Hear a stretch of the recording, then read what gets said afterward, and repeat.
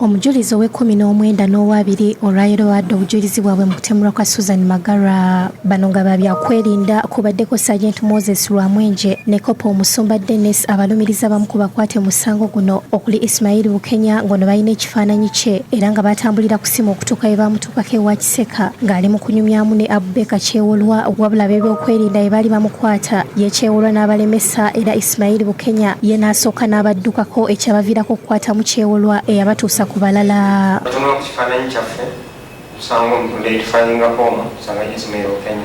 We looked again at our picture and we identified one person as Ismail Bukenya. Essaawa zaali ssaawa nga 8 z'emisana. It was around 2 p.m. in the afternoon. We swung into action.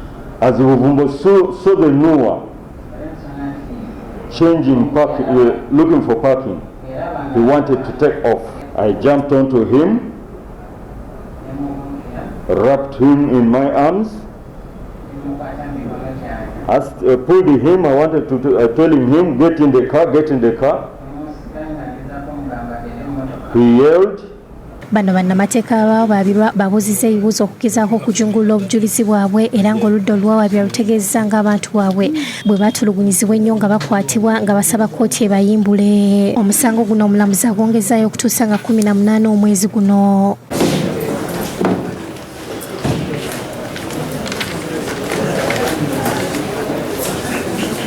Download the app on App Store or Google Play Store now.